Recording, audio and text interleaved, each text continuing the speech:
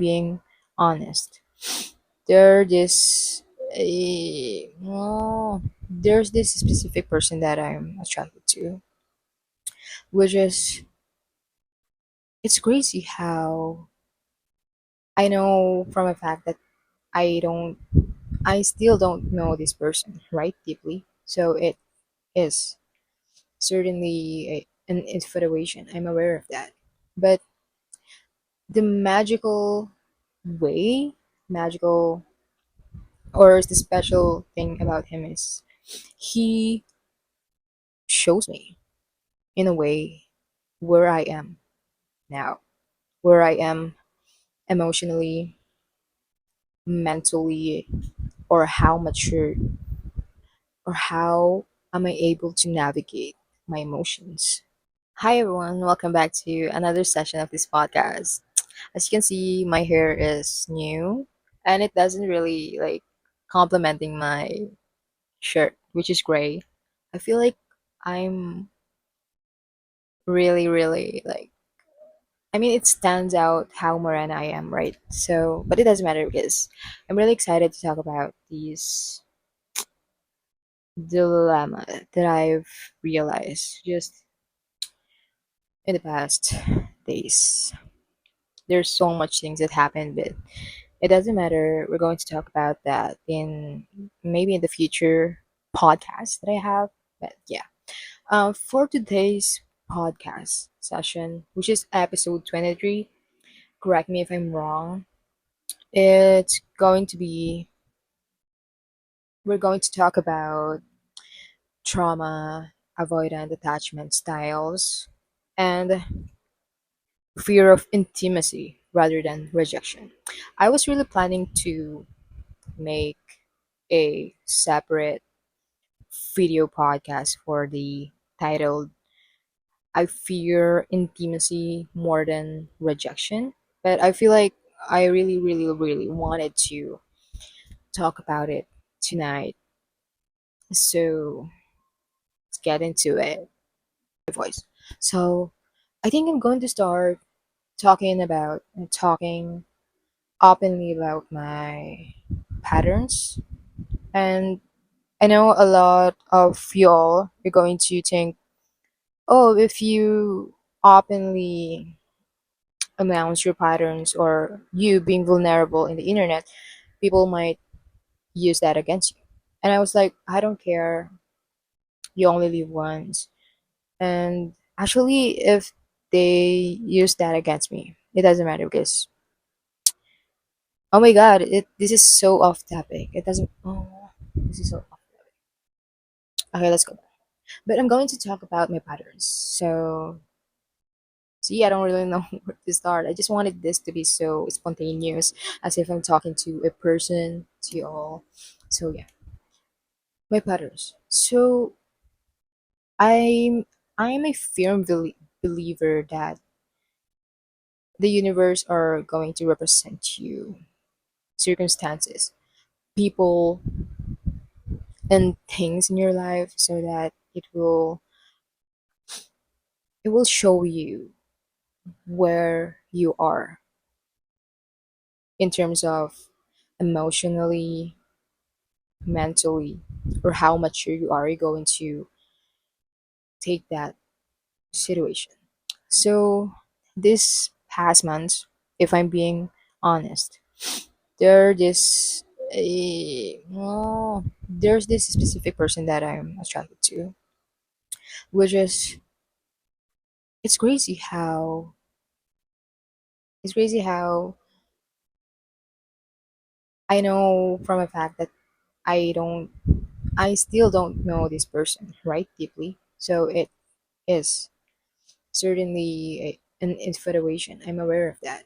But the way, magical or the special thing about him is he shows me in a way where I am now, where I am emotionally, mentally, or how mature or how am I able to navigate my emotions privately.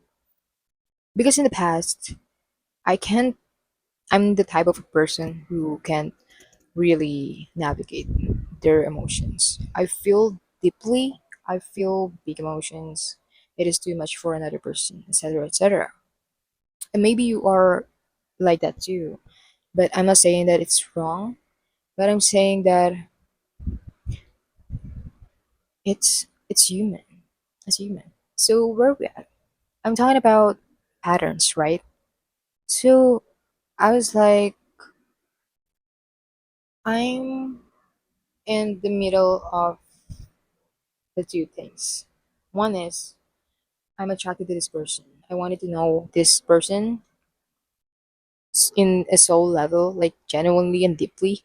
But at the same time, I don't want it because it my sub my subconscious knows that it requires responsibilities and fear and pain and any other responsibilities that it has. So I'm in the middle, being avoidant. I know that. Being avoidant, wanting connection, wanting intimacy, and also wanting to push that people away. Yeah. So I know my patterns,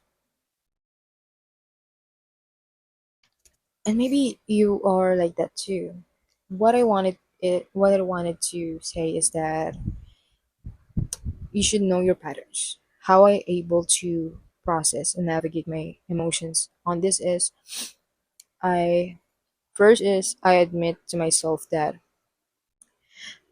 I'm having a complicated situation with myself in terms of emotions and in terms of how I'm able to process every emotions that I felt with this person and also the idea of them or the idea of being with them or just knowing them. Like admitting to myself and being hyper aware of your emotions, not invalidating yourself with your emotions or feelings, whatever. Because I came to the stage where I was like, no, you can't feel this way because you must stick with your goal or else everything falls apart, which is that is just self-sabotaging tendency.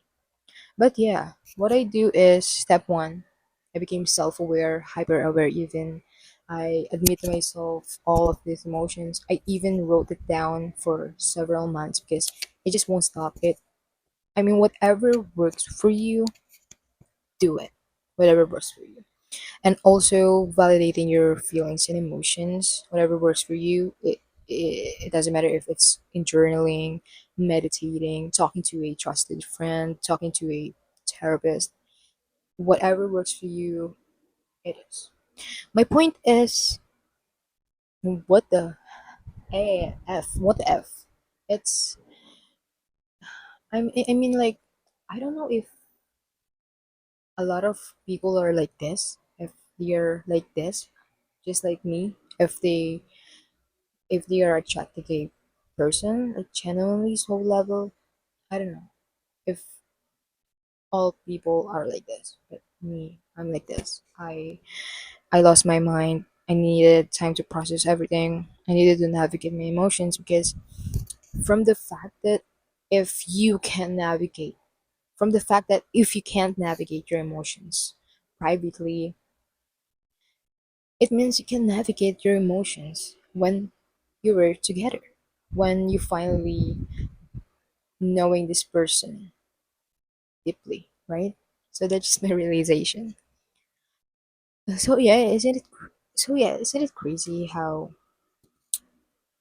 I feel like this specific person just shows me where I am right now. It shows me that I don't need to rush. That maybe the universe represents him to me so that I can learn by myself these things. That now these years you must face your patterns, or else years by years you're just going to escape and reject people that just wanted to love you because you have avoidant attachments. Isn't it? Isn't it right, the term avoidant attachment style? I don't know, but correct me if I'm wrong, please. So yeah, that's my epiphany for patterns. You know, recognizing your patterns. Because also what I wanted to tell is it's inescapable. It just this year it feels unbearable. Like I needed to really act on it, to listen what my body and what this message are trying to tell me. So yeah, I'm acting on it. Secondly, what I wanted to talk about is I'm talking about earlier how if you finally be aware of your attachment style, right? Like on me, I have avoidant attachment style. What I wanted to tell is also it's important for you to know where this is deeply rooted. Like for example, mostly people who have avoidant attachment styles are just unconsciously wanted to prevent from potential hurt. It's obvious, right? So yeah, maybe you are that kind of person. Please search it so that we have reliable information about avoidant attachment style. So what I'm saying earlier is it's deeply rooted, especially if you came from an abusive past relationship, right? It's it's beneficial for you as a human to know where that is coming from, so you can able to heal from that. And also, there's a lot of there's a lot of there's a lot of steps that we can do to heal if you are of if you have avoidant attachment style. And also I feel like I'm in the process to healing, but not really like 100% healed, because see, people are still, I, universe are still representing me people so that I can finally able to depend on them. Especially, it doesn't matter if it in close friends or in romantic potential relationships. Yeah, it represents me people for me to try to myself that I can be vulnerable with them, be real with them, to accept my emotions when I am with them. So it says here that avoidant attachment isn't permanent. It can heal, and these are some ways. Build self-awareness. That's what I'm talking about in the first part. Notice when you shut down or avoid emotional intimacy. Challenge avoidance. Allow small moments of vulnerability or asking for help. Practice emotional expression. Yeah, really? Journaling, therapy, or even sharing small feelings with trusted people. Right.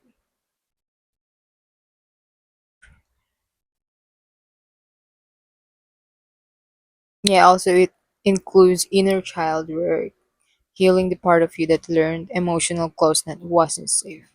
Because it also it also has it also had a risk factor that deeply roots from how our caregivers in the past take care of us. That's why it has inner child work. But mostly, if it doesn't come, it if it doesn't came from our caregivers in the past, it came from how the world mold us. Like in my own experiences, my avoidant attachment style came from my abusive relationship in the past. That the only way to protect myself is to push people away. Whatever kind of intimacies that I needed to push away that potential connection so that I don't feel pain. But as as the years goes by, you're going to realize that I can't live like this forever because in my inner self, I was like, I I really love connecting with people, especially if they're share, l- especially if they share amazing things, or if they also wanted to connect with you. We are bound to connect with each other. We are bound to coexist with each other. So yeah, it can be healed. There's hope, actually. I think this is going to be the last part where I'm going to talk about being or showing compassion to yourself when you finally are aware of your patterns and also aware of what you're going to do if you're going to face your emotions, your feelings, or you're going to do a decision. What I wanted to tell is it takes steps. I think that's what I realized in this. I think I spiral in this emotions for this specific guy that I'm attracted to for 6 months. That long, right? And I know I'm aware that it is only an infatuation, but it also shows me something in myself. That's why I'm also thankful for that. It represents me things that I still don't know about myself. And yeah, it shows me that I needed to believe that I can navigate my emotions this time. And maybe you are too. You're going through something similar like me. Maybe all you need now is to be gentle with yourself, to show yourself compassion, that you liking someone romantically is not wrong. It is inevitable. You just know what it is telling you. I'm sorry, I can't really like speak the words that I wanted to speak because it's been a long time since I recorded a podcast here. But yeah, that's what I realized. And also how I'm in the past months that I attracted this guy, I was like so hard on myself because this isn't on the plan. This is not my goal to like a guy romantically, which is it's inevitable. I don't really plan it in the first place. So why I'm being hard on myself? Maybe you're being hard on yourself, right? Be gentle, accept your feelings and emotions. That it's inevitable. You just needed to admit that, take it as a lesson, know what it is trying to tell you, and maybe if you wanted to like really pursue that emotion or feelings in a practical way, if you wanted to be real with yourself, then go for it. Life is too short, right? To go for it, to make a decision if you wanted to pursue that specific person. But in my case now, I'm still hesitant. I'm still hesitant. I feel like there's a lot of things that I needed to know first about myself and in different things, especially in attachments, psychology, before I enter a massive decision on knowing a guy romantically deeply.